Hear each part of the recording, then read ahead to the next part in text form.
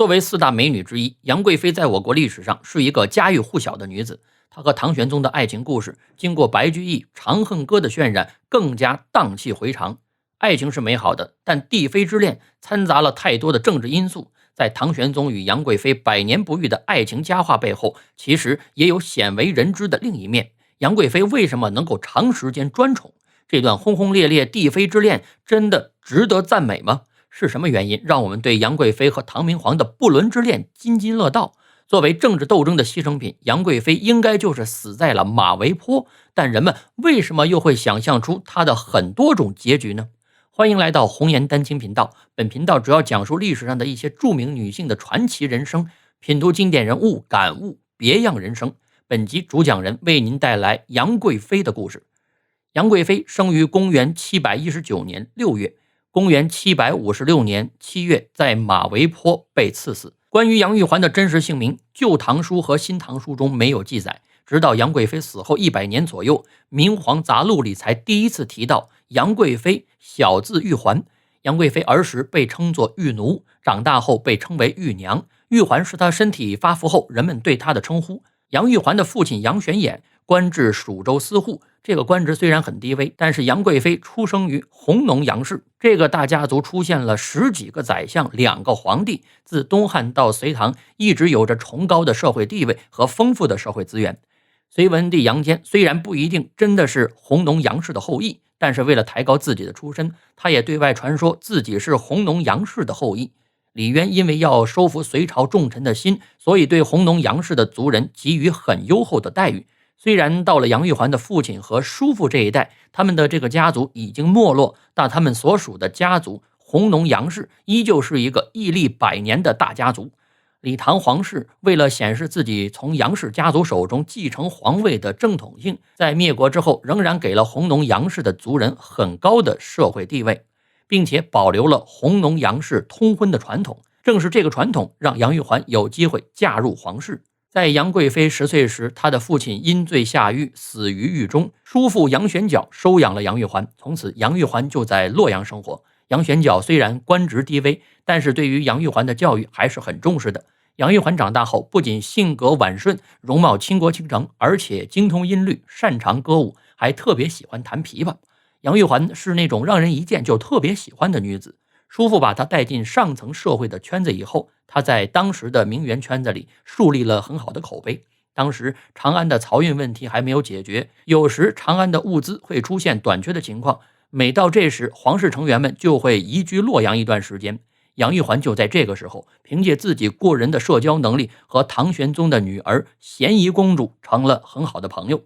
这不久她受到邀请参加咸宜公主的婚礼。在这个婚礼上，咸宜公主的袍弟寿王李瑁对美貌多才的杨贵妃一见倾心，李瑁的母亲武惠妃也一眼看中了这个媳妇。武惠妃要求唐玄宗将杨玉环赐婚，并册封为寿王妃。婚后，杨玉环与寿王十分恩爱。其实武惠妃之所以看中杨玉环这个儿媳妇，也是看到她会讨人喜欢，又与唐玄宗有很多的共同爱好。儿媳会讨公公喜欢，李瑁做太子就又多了几分胜算。在武惠妃死后，唐玄宗身边虽然也出现过一些很优秀的女子，但是他始终觉得自己的精神世界中还有一些空缺。也许是从前忙于国政，没有留意儿媳杨玉环的美貌，也许是武惠妃在世时，唐玄宗精神上并没有多么空虚。总之，在武惠妃死后又过了一段时间，唐玄宗才发现了杨玉环的倾国之色，于是下定决心一定要把杨玉环招进宫来。唐玄宗为了得到杨玉环，也真是足够执着，足够有耐心了。杨玉环开始一定是有所抗拒的，但是寿王李瑁已放弃对抗，杨贵妃就只能接受命运的安排了。而且不顺从唐玄宗的欲望，不仅杨玉环有被赐死的可能，连寿王也要被牵连，杨玉环能不接受吗？公元740年，他先是让杨玉环以为死去多年的自己母亲窦太后祈福为名，出家做了女道士，并且赐了道号叫做太真。当时人们把杨玉环称为太真娘子。天宝4载，公元745年，唐玄宗为寿王李瑁另娶了韦昭训的女儿为妃，之后就正式册封杨玉环为贵妃。因为唐玄宗废掉王皇后之后就不再立后，所以被直接封为贵妃的杨玉环，这时就是宫中地位最高的女人。得到唐玄宗无比宠爱的杨贵妃渐渐被皇帝的真情打动了，何况与寿王相比，眼前的这个男人虽然年纪老了一些，但是他在男女之情方面经验十分丰富，不仅能够满足女性的生理欲望，还能凭借自己的人格魅力征服她。最重要的是唐玄宗带给他的物质和精神上的极大满足，是这个帝国中任何一个男性也无法给予他的。为了加深和唐玄宗在一起时那种极致快乐的体验，杨贵妃创作了《霓裳羽衣曲》，并编创了舞蹈。正是她与唐玄宗在音乐和舞蹈方面有很多共鸣，再加上这杨贵妃善解人意，是唐玄宗的解语花。唐玄宗得到杨贵妃，觉得如获至宝对她的宠爱无以复加。养活杨贵妃这样生活奢华的美女，并不是一件容易的事。据说当时只是为杨贵妃做衣服的绣娘织工就达到了700人。我们对于千里送荔枝和赐予华清池的事例已经耳熟能详。在太平时日，唐玄宗和杨贵妃的爱情已经超越了帝王和妃子的感情。杨玉环轻轻的一声三郎，似乎让唐玄宗体会到做一个普通丈夫的幸福。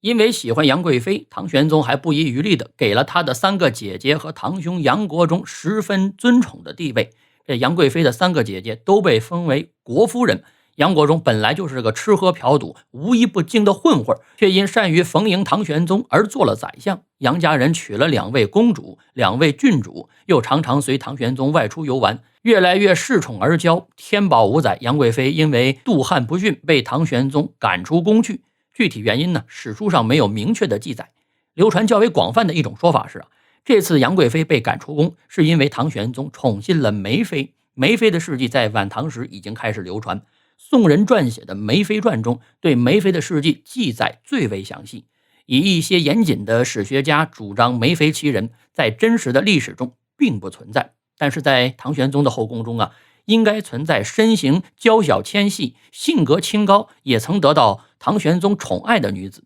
当时的杨贵妃见唐玄宗与其他妃嫔旧情复燃、吃醋打闹的事儿应该不假，但是这次杨贵妃却被赶出宫，唐玄宗很快就坐卧不宁。高力士知道唐玄宗离不开杨贵妃，就趁着夜色把杨贵妃又接回宫中。这之后，杨贵妃和唐玄宗的感情相比于从前更加深厚。天宝9载，杨贵妃再次触怒唐玄宗，被赶出宫。对于杨贵妃这一次被赶出宫的原因，有人猜测是因为杨贵妃撞破了唐玄宗与国夫人的奸情，醋意大发，所以顶撞了唐玄宗。也有人说是杨贵妃没有经过唐玄宗同意，就擅自吹唐玄宗大哥宁王李宪的紫玉笛。唐玄宗怀疑贵妃与宁王有染，就将她赶出宫。这2种说法都不可信，因为宁王在杨贵妃被赶出宫的时候已经死去了8年，杨贵妃不可能与一个死去的人偷情。至于杨贵妃因为国夫人与唐玄宗的私情心里不痛快，这是有可能的。但是杨贵妃被赶出宫的根本原因，还是杨家因为仗着杨贵妃受宠，大肆贪赃枉法，而且已经不把皇子公主们放在眼里了。据《新唐书》记载，唐玄宗的妹妹池莹公主与杨家人相见时，还要给他们让座，自己反而不敢坐。唐玄宗的女儿广宁公主出行时，遇到杨家人夜游，杨氏的奴仆居然因为和公主抢道，致使公主坠马，驸马上前搀扶公主，竟然被打了几鞭子。事后唐玄宗虽然下令杀了杨家的家奴，却也把驸马罢了官。这样看来，唐玄宗这样一次赶杨贵妃出宫，很可能是杀鸡给猴看。杨家人果然慌了神他们请与自己利益相关的大臣吉温为贵妃说情，正中唐玄宗下怀。于是唐玄宗命人将自己的御膳分给杨贵妃一半。杨贵妃见唐玄宗派人来看她，非常感动，立刻剪下自己的一缕头发，命人带给唐玄宗，表示自己的一切都是皇上赐给他的，只有这头发是自己的，现在连着头发也送给皇上，以表示自己对皇上厚恩的感激之情。唐玄宗看到杨贵妃的青丝也很感动，就派高力士把杨贵妃接回宫中。被接回宫中的杨贵妃并没有吸取自己被赶出宫的教训，此后她知道唐玄宗离开了她就会寝食难安，所以就更加的肆无忌惮。杨贵妃的种种做法导致杨家众人与皇族子弟和庶民百姓都有了很深的积怨。一个人一旦志得意满，到了无所顾忌的时候，灾祸就会随之而来了。公元755年，安禄山造反，打出的旗号就是诛杀杨国忠，清君侧。而杨国忠作为宰相，本来应该积极准备阻止安禄山扩大造反的战果，但是因为之前和安禄山争宠夺权时，杨国忠曾经对唐玄宗进言安禄山必反，所以最初面对安禄山造反的消息，杨国忠反倒很高兴，因为唐玄宗终于相信他才是大唐的忠臣了。杨国忠没有想到，这时的大唐因为多年没有经历战争，而且主要兵力都集中在各藩镇节度使的手中，所以朝廷的军队根本不堪一击。再加上唐玄宗退敌心切，指挥不当，冤杀高仙芝、封长清等名将，导致哥舒翰临阵战死，所以洛阳和长安很快相继失陷，唐玄宗只好逃往蜀中。军队走到马嵬坡，士兵哗变，诛杀了杨国忠。这士兵们想到杨贵妃仍然侍奉在唐玄宗左右，与国家不利，士兵们要求唐玄宗赐死杨贵妃。杨贵妃再三恳求唐玄宗保护她，唐玄宗只是默不作声。这个时候唐玄宗就算再不愿意赐死杨贵妃，他也要为自己的性命考虑。这个时候唐玄宗再也不说什么在天愿作比翼鸟，在地愿为连理枝了。即便赐死了杨贵妃，他手中的权力也已经所剩无几了。但是为了自己的性命，为了尽快逃往蜀中，他还是下定决心将杨贵妃赐死。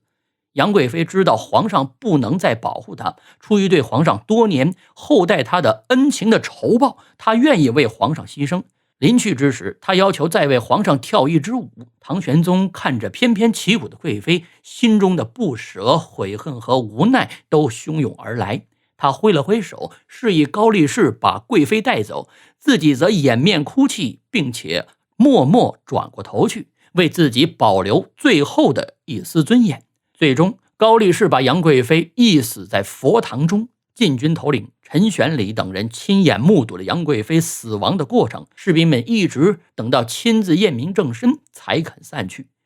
本来这杨贵妃死在马嵬坡是肯定的，但是为什么后人又编出了杨贵妃假死以及流亡日本等众多传说呢？因为随着时间的推移人们其实也意识到，杨贵妃虽然对大唐的衰落也应该负有一定的责任，但是宠信他又亲手把大唐推向衰落的人还是唐明皇。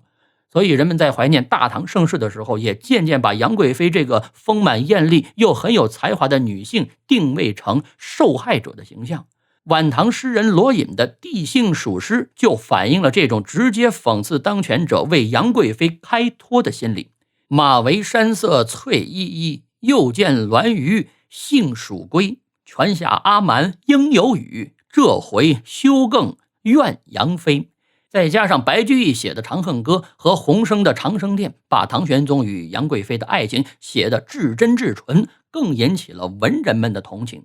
但杨贵妃真的值得同情吗？这段帝妃恋真的值得惋惜吗？杨玉环的确是一个从不干预政治，只要甜蜜爱情滋养的小女人，但是她自身有贪图享乐的缺点，也有对自己的亲族不加约束，反而纵容他们骄横不法的缺点。作为唐玄宗最宠爱的妃子，当时大唐地位最高的女性，她其实应该明理理性的克制自己和家人们的行为的，可惜她没有做到，所以她死的也并不算冤屈。相比于白居易的《长恨歌》，也许清代诗人袁枚的诗歌《马嵬》更具有现实意义。